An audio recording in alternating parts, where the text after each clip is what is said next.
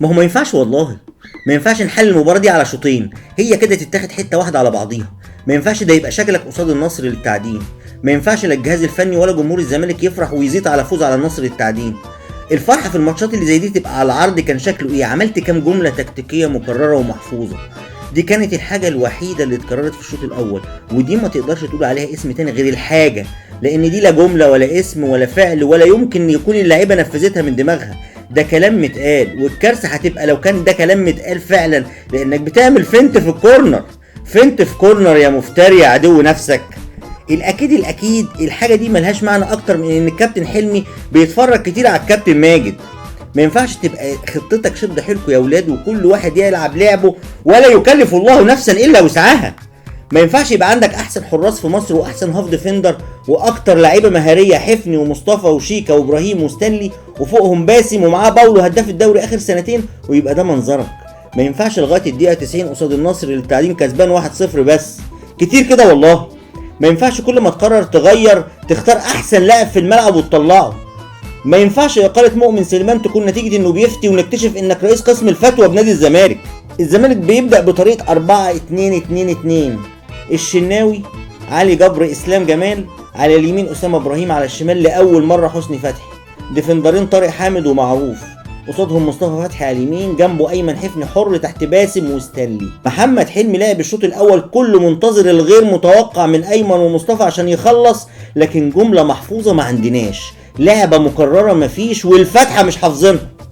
مصطفى عيب الشهير بمصطفى فتحي لسه فايق من الماتش اللي فات، وبيثبت للمباراه التانيه على التوالي كذب اسطوره انه احسن بديل وانه ما ينفعش يبدا المباراه من اولها، وبيثبت كمان انه حتى وهو بيجيب جول لازم يحط التاتش بتاعه لا عيب كده، وبرده كده عيب قوي. مش هنتكلم على فرصه ضايعه من الزمالك لا في شوط اول ولا تاني، لان الطبيعي في مباراه زي دي مع منافس من مستوى تاني غيرك، لا مستوى تاني ايه، مستوى سابع، انك توصل كتير وتضيع كتير وتسجل اكتر. لكن الزمالك وصل بمجهود فردي لعيبته وضيع، وكان له ضربه جزاء ما اتحسبتش، وجول لباولو ملغى الاوفسايد في العقل الباطن لمساعد الحكم. ودي ميزه المساعد لما يكون مش نايم كويس قبل الماتش، بيترجم اي هلاوس بصريه او سمعيه لقرارات كوميديه. طيب مصطفى من الماتش اللي فات ماشي كويس ومستمر النهارده وجايب جون ومعنوياته عاليه، فالكابتن حلمي بيعمل السليمه للمره الثالثه او الرابعه، انا بطلت اعد الصراحه، وبيختار احسن لاعب في الفريق وبيخرجه اول تغيير. عملها قبل كده مع باولو في مباراه الانتاج، ومع ايمن في مباراه الجيش، والنهارده مع مصطفى، ولا حول ولا قوه الا بالله.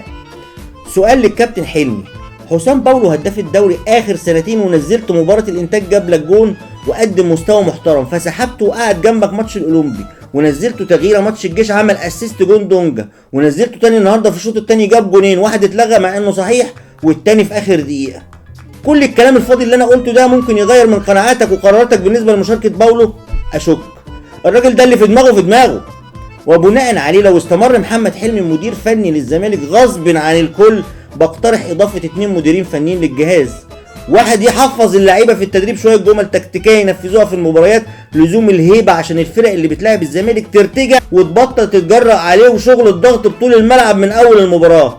والمدير الفني التاني شغلته بس هتكون التغييرات اثناء المباراه لمنع الفتاوي والافتكاسات، عشان اللي بيحصل ده كتير والله.